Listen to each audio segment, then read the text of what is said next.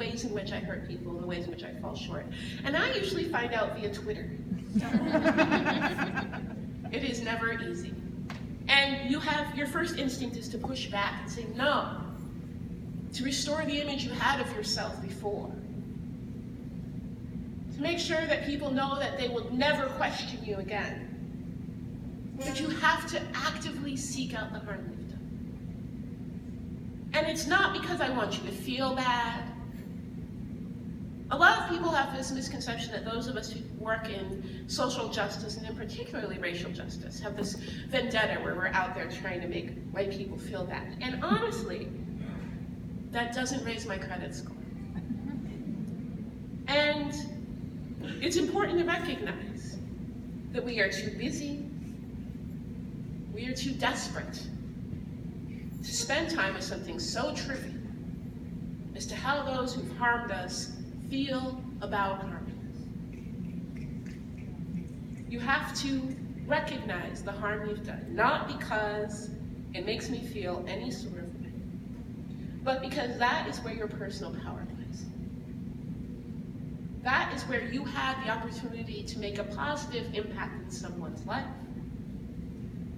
to tear down a bit of an oppressive system, and you didn't. You upheld it instead. You hurt someone instead of helped. And the beauty of recognizing this is that white supremacy is not incredibly creative. In fact, racism requires a lack of imagination, right? You have to keep a very simplistic view of people and their potential in order to hold something so ridiculous as racism in your head.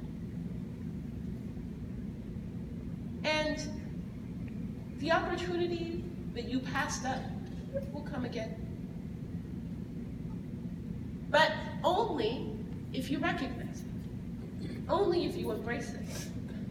Only if you get past your own sense of self-importance that tells you that your feelings about hurting someone are more important than hurting someone, enough to recognize the opportunity there.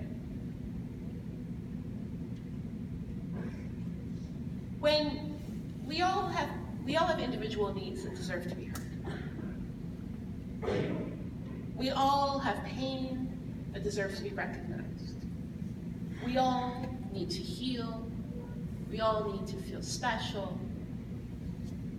But it is important to recognize that no matter what situation, what space we are in, there is someone who is looking at us in our relative power and privilege and wishing that we would step away from ourselves for a moment to hear them and hear how we are harming them.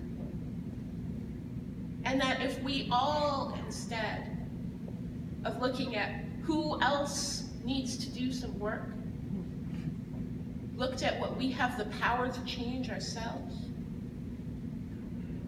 we would get a lot further than where we are right now, which is women of color struggling to survive, struggling to protect their communities, struggling to lift oppression off their own shoulders, while those with power and privilege occasionally walk by and say, "Good job,"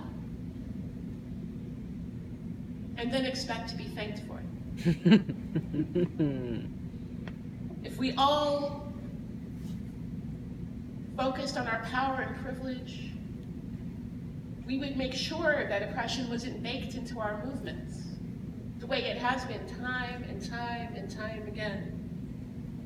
We would ensure that those who are most vulnerable to our oppressions were cared for, instead of continuously sacrificed generation after generation to what we call progress.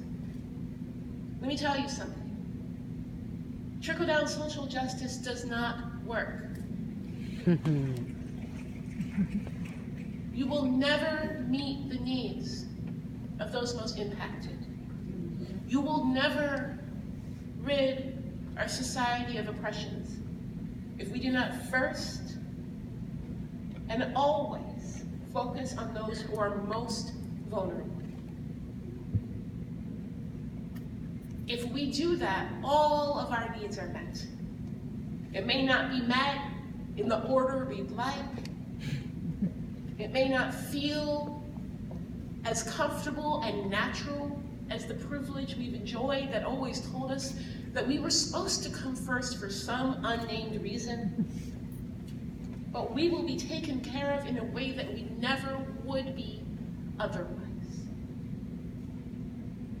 There is no other way. You cannot bake a poisoned cake and then ice it a different color and expect it to be edible. You have to start with your base ingredients. You have to throw out what will do harm. We can't keep saying, let's get this first and then we will go back and fix the harm we've done. It does not work. It has never worked. What we have to do is recognize all of the little things that we think trip us up, slow us down. All those little considerations we think we don't have time for are where lives are lost.